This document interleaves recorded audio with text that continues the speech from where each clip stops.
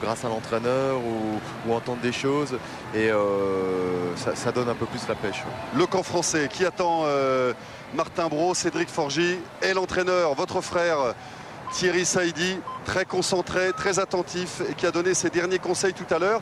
Et Thierry qui était plutôt satisfait, on l'a vu, de la manche de ces deux protégés. C'est parti pour Cédric Forgy et Martin Brault. Deux hommes qui s'entraînent au Pôle France de Pau avec Tony Estanguet et Fabien Lefebvre. Fabien Lefebvre, médaille d'argent hier, et on espère bien que ces deux garçons, Martin et Cédric, iront aussi chercher une médaille demain lors des demi-finales et surtout de la finale. Il y aura au total 6 bateaux qualifiés pour la finale. Ça veut dire qu'il y aura encore de l'écrémage, si vous me passez cette expression, dans cette discipline d'ici la course aux médailles. Bon là ils sont très bien partis. On a vu une excellente poussée de l'équipier avant sur le mur. Ça démontre qu'à partir de là, ils sont bien. J'ai vu une petite faute de gîte, mais rien de grave. Pas de conséquences. Ça c'est bien fait aussi. Très bien fait. Pour aller chercher la porte 12 voilà, ensuite. Très bonne rotation. Alors on a vu plusieurs stratégies dans cette porte 12. Parfois les équipages laissaient surfer le bateau. Voilà, ce qu'on appelle le bac arrière. Le bac arrière, exactement. C'est plus sécurité, je dirais, en termes de navigation.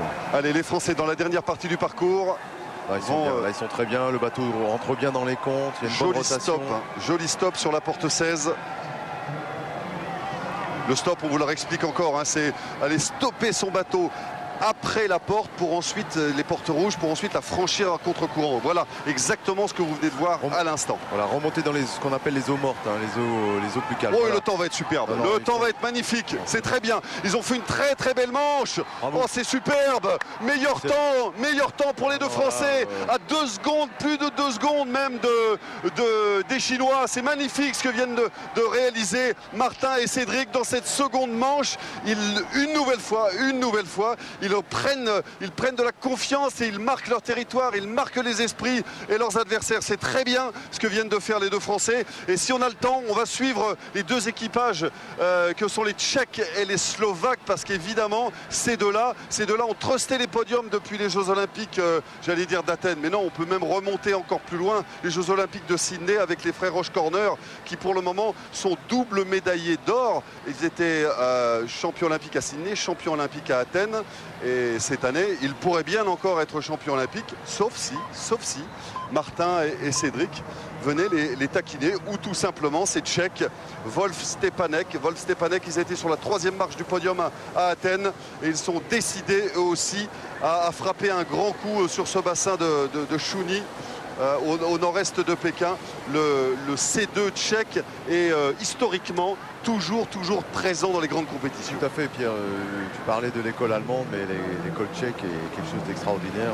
On peut rappeler d'ailleurs les noms de quelques-uns de leurs prédécesseurs, et notamment Giras Mader, qui fut sacré médaille de bronze à Sydney, ou de Simek Rouen en argent à Atlanta. Tout à fait. Des C2 que vous avez évidemment affrontés lorsque vous étiez athlète. Non mais là je pense qu'ils sont bien, effectivement, ils ont des très bonnes attitudes, on sent beaucoup de sûreté dans leur trajectoire, ils sont au milieu de leur port. Voilà, très bonne rotation. Là encore, on sent beaucoup de maîtrise, vous avez vu. Et la difficulté sur ces bassins, on ne le répétera jamais assez, c'est de ne pas subir le bassin, de ne pas subir les mouvements, mais au contraire de s'en servir pour essayer justement de gagner du temps, de gagner de la vitesse et surtout de ne pas commettre de fautes. Tout à fait. Mais je dirais qu'il manque un tout petit peu d'engagement. Ils ont eu un petit souci pour sortir de rouleau. Ils ont d'ailleurs fait une faute. Voilà. Qui leur coûtera 2 secondes de pénalité. Voilà, ils en ont fait une deuxième là également, là à la porte 16, porte 19. Et si Martin Brault, Cédric Forgy avaient mis la pression sur leurs adversaires en réalisant cette manche qu'ils ont réalisée il y a quelques secondes, eh bien voilà, ils vont s'inscrire à la 3e place de cette seconde manche et à l'addition des 2 manches surtout. Et ça, c'est une très bonne nouvelle pour Cédric Forgy et Martin Brault. Alors si ils avaient la chance demain de partir les derniers de la demi-finale, alors là, ce serait carrément une aubaine pour le bateau français. Pour le moment, c'est le cas. Ils sont toujours premiers, mais attendons l'apparition sur ce bassin pour leur 2e manche des frères jumeaux Hoche Corner. Pavol et Peter qui sont vraiment, on peut le dire, hein, les dieux de cette discipline depuis de nombreuses années maintenant, mais qui parfois, comme vous le disiez tout à l'heure Michel, ont des absences et font des grosses fautes qu'on a parfois un peu de mal à expliquer. Oui, tout à fait. Je pense qu'ils ont un peu révolutionné la catégorie. Ils ont adapté un bateau à leur navigation ou l'inverse. On sent c'est une nouvelle école. Le pays s'est scindé en deux, la Tchécoslovaquie. On a les Tchèques, maintenant on a les Slovaques avec les frères Horschorner. Et effectivement, ce qui est étonnant quand on les voit naviguer, c'est qu'on a l'impression qu'ils ne font rien. C'est très facile. C'est juste une impression, voilà, rassurez-vous. C'est très intelligent. Et très très maîtrisé. Regardez, ça c'est par exemple sur ce geste-là, vous voyez, c'est parfaitement maîtrisé. Il n'y a pas de coup de pagaie inutile et surtout pas de coup de pagaie donné au mauvais moment, car sur ce type de bassin, il est capital d'être précis dans ses coups de pagaie. Et ce qui est intéressant à voir, c'est qu'on regarde les deux bustes des pagailleurs, ça ne bouge pas. Ils restent bien pour effectivement garder le poids au milieu du bateau, pour que les rotations soient plus simples, meilleures. Et Michel, vous parliez du matériel tout à l'heure. C'est très intéressant de le signaler parce que le bateau qu'utilisent les Horschorner, eh bien c'est aussi celui qu'a choisi le couple français, Bro-Forgy. Ils l'ont changé ce bateau il y a quelques semaines seulement, hein, juste avant de venir à Pékin. Mais les résultats sont probants et du coup ils ont décidé de le conserver. Donc ils naviguent exactement sur le même bateau que les frères Horschorner. Et plus précisément, ils ont réussi à en acquérir un pour la Coupe du Monde de Prague il y a un mois et demi. Ils sont montés sur le podium avec. Donc effectivement, ils ont décidé de prendre...